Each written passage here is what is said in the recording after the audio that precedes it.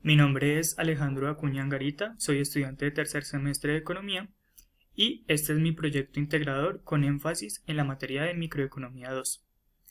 Como tema principal son los cambios en la estructura de gasto de consumo de viviendas en los hogares frente a la pandemia en el área metropolitana de Bucaramanga.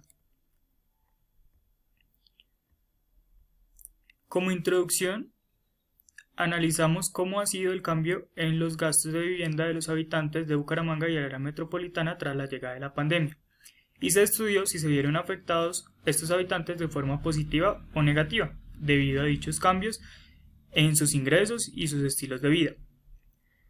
En la justificación pudimos observar la preocupación por el pago de alquileres de los habitantes del país, que llevó a que el Ministerio de Vivienda, Ciudadanía y Territorio creara el decreto 579 en el mes de abril del año 2020, el cual buscaba garantías de pago para los arrendados que tenían problemas económicos. Esto los protegía de desalojos y de posibles moras por pago tardío. La pregunta de investigación que se manejó es: ¿cuáles son los cambios en la estructura de gasto de consumo en viviendas de los hogares frente a la pandemia COVID-2019 en el área metropolitana de Bucaramanga? Y por ende el objetivo general era determinar cuáles habían sido estos cambios en la estructura de los gastos. Como marco teórico, tomamos tres términos en común, que fueron la teoría del consumo, la restricción presupuestaria y la función de demanda. Y tomamos cada uno de nosotros un término en específico que nos servía para seguir desarrollando nuestro proyecto. En mi caso fue la función de demanda en viviendas. Estos son conceptos que ya habíamos visto previamente en clase y nos sirvieron bastante para analizar los datos encontrados. La metodología que utilicé en el proyecto fue la investigación descriptiva. La población que tomé, como antes lo mencioné, fueron los habitantes de Bucaramanga y su área metropolitana, que incluye los municipios de Piedecuesta, Floridablanca y San Juan de Girón. Y la muestra que tomé fue de 61 personas con edades desde los 16 hasta los 70 años. La herramienta de investigación empleada fue la encuesta digital.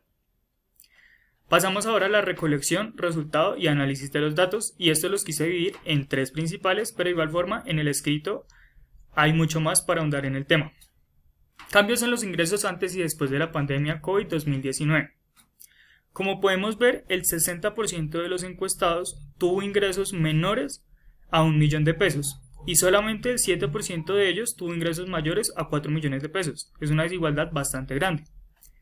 Además de esto, podemos ver que el 39% de los encuestados respondió que sus ingresos fueron menores a comparación de antes de la pandemia y el 48% respondió que fueron iguales, es decir, que solamente el 13% de ellos respondió que sus ingresos aumentaron tras la llegada de la pandemia, lo cual es una cifra bastante pequeña.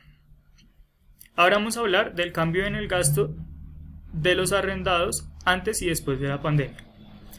Como podemos ver, aunque el 87% de ellos respondió que su gasto en arriendos fue exactamente el mismo, es decir, que el costo de arriendo no aumentó, el 50% de los encuestados respondió que sí tuvo problemas en algún momento para pagar el costo de alquiler debido a falta de ingresos.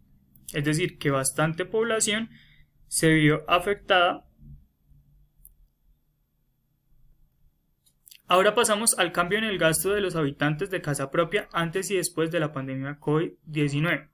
Como podemos ver, esta cifra es menor a la anterior, ya que solamente el 26% de los residentes de casa propia tuvieron problemas para pagar el impuesto predial a falta de ingresos. Sin embargo, el 55% de ellos respondió que este valor de impuesto fue mayor a comparación del año anterior. Es decir, que este valor aumentó y por ende se debió gastar más dinero en el pago de este impuesto. Por ende tenemos las siguientes conclusiones. Los cambios en la estructura de gasto no fueron favorables. Las personas perdieron sus empleos y una considerable parte de ellos se encontró desempleada en algún momento de la pandemia. Por ende, sus ingresos mensuales se vieron disminuidos a comparación de años anteriores. Para las personas en arriendo, si bien en la mayoría de los casos no hubo aumento en el costo de alquiler, la mitad de ellos tuvo inconvenientes para afrontar este gasto. Y para las personas en vivienda propia o que simplemente no pagaban arriendo, también se vieron aumentados sus gastos, algunos de ellos por el aumento del valor del impuesto predial y otros por el gasto en administración para los que viven en conjuntos privados. Para finalizar, quiero dar agradecimientos a los 3 docentes que me acompañaron en este proyecto integrador, que son la profesora Diana Páez, el profesor Edgar Mauricio Villamizar y el profesor Leonardo Caraballo. Eso sería todo, muchas gracias.